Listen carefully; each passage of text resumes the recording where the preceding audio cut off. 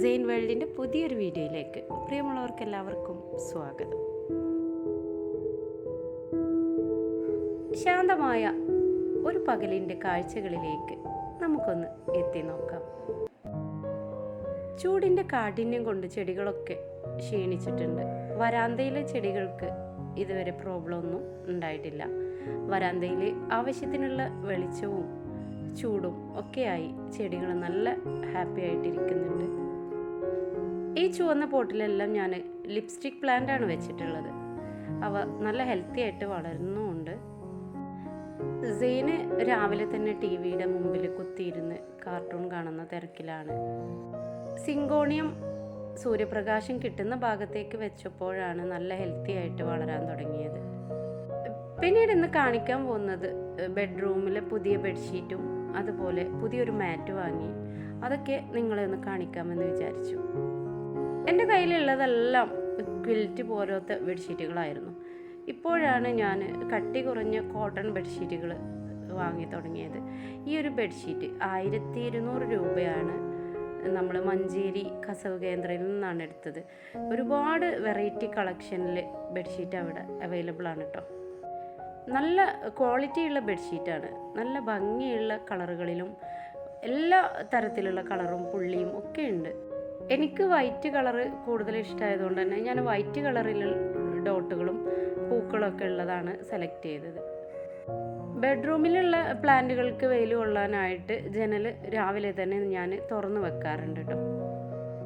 താഴെ കിടക്കുന്ന ഈ ഒരു മാറ്റ് നമ്മൾ ഇതിൻ്റെ കൂടെ ആ ഒരു കളറിലേക്ക് മാച്ച് ആയത് പർച്ചേസ് ചെയ്തതാണ്. ബെഡ്റൂമിൻ്റെ കാഴ്ചകൾ കഴിഞ്ഞ് നമുക്ക് പുറത്ത് കുറച്ച് വെജിറ്റബിളൊക്കെ പറിച്ച് ഇന്നൊരു കുക്കിംഗ് വീഡിയോ ആണ് ചെയ്യാൻ പോകുന്നത്. അതിനായിട്ട് നമുക്ക് എന്തൊക്കെ ഇൻഗ്രീഡിയൻസ് ആണ് വേണ്ടത് എന്നും എങ്ങനെയാണ് പാചകം ചെയ്യുന്നത് എന്നും എല്ലാം നമുക്ക് നോക്കാം. ഒരല്പം സവോള അരിഞ്ഞെടുത്തിട്ടുണ്ട്. പിന്നെ നമ്മൾ പൊടിച്ചെടുത്ത പച്ചമുളക്, ഇഞ്ചി, വെളുത്തുള്ളി, ജീരകം, ഒരു ലെമൺ. ഇനി നമുക്ക് ഇതുപോലെ എല്ല് കളഞ്ഞ ചിക്കനാണ് കേട്ടോ വേണ്ടത്. പിന്നെ കുറച്ച് മസാലകളൊക്കെ പൊടിച്ചെടുത്തതും വേണം. പിന്നീട് നമ്മൾ ചെയ്യുന്നത് ചിക്കന് നന്നായി മിക്സിയിലിട്ട് അതിൻ്റെ മസാലകളൊക്കെ ചേർത്ത് ഒന്ന് ക്രഷ് ചെയ്തെടുക്കുകയാണ് ചെയ്യുന്നത് കേട്ടോ. അതിന് വേണ്ടിയിട്ടാണ് നമ്മൾ എല്ലൊക്കെ കളഞ്ഞ് നല്ല ഇറച്ചി മാത്രമുള്ള ചിക്കൻ എടുത്തിട്ടുള്ളത്.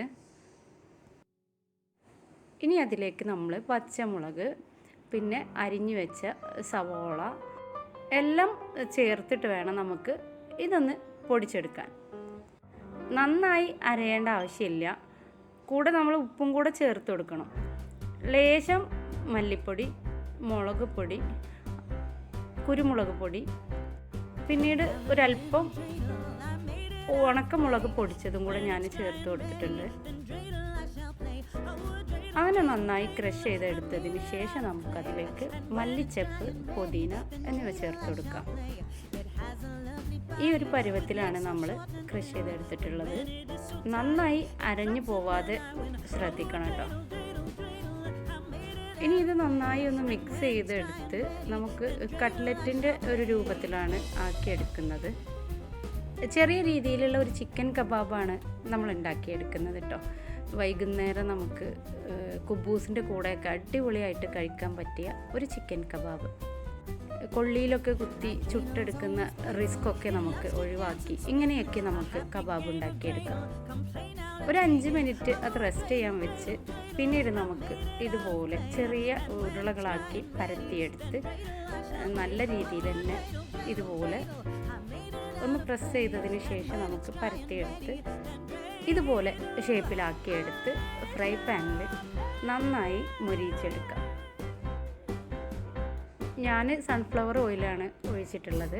അതിലേക്ക് ഇതുപോലെ നമുക്ക് കബാബ് നിരത്തി നന്നായി ചെറിയ തീയിൽ 2 പുറവും മൊരിച്ച് വേവിച്ചെടുക്കാം.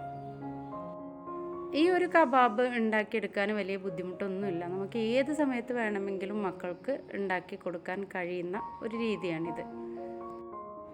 ഇന്ന് നമുക്ക് പെരുന്നാളിന് ഗസ്റ്റൊക്കെ വരുന്നുണ്ട്. അതുകൊണ്ട് തന്നെ ചിക്കൻ കബാബിൻ്റെ കൂടെ നമ്മൾ സമൂസയും കൂടെ റെഡി ആക്കിയിട്ടുണ്ട് കേട്ടോ. നന്നായി മൊരിഞ്ഞ് വരുമ്പോൾ ഈ ഒരു കളറിലാണ് നമുക്ക് ചിക്കൻ കബാബ് കിട്ടുന്നത്. അങ്ങനെ ചിക്കൻ കബാബും സമൂസയും ഒക്കെ റെഡിയാക്കി ചായയൊക്കെ കുടിക്കാനുള്ള തയ്യാറെടുപ്പിലാണ്.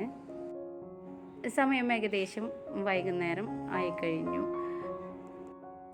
അങ്ങനെ ഈദിൻ്റെ വൈകുന്നേരം വളരെ സന്തോഷകരമായി ഞങ്ങൾ ഈ ലോക്ക്ഡൗൺ ആസ്വദിച്ചു കൊണ്ടിരിക്കുകയാണ്.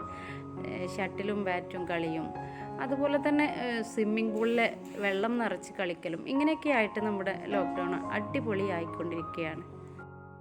ഇനി ലോക്ക്ഡൗണിൽ എങ്ങനെയൊക്കെയാണ് സന്തോഷം കണ്ടെത്തുന്നത് എന്നുള്ള വീഡിയോ ഞാൻ നെക്സ്റ്റ് ചെയ്യാം.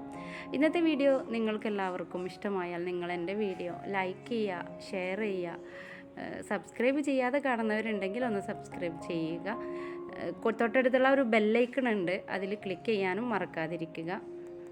ഇനിയും നല്ല നല്ല വീഡിയോസുമായി നിങ്ങളുടെയൊക്കെ മുമ്പിലെത്താൻ നിങ്ങളുടെയൊക്കെ സപ്പോർട്ടും സഹകരണവും എല്ലാം പ്രതീക്ഷിച്ചുകൊണ്ട് എല്ലാ പ്രിയപ്പെട്ട കൂട്ടുകാർക്കും നന്ദി, നമസ്കാരം.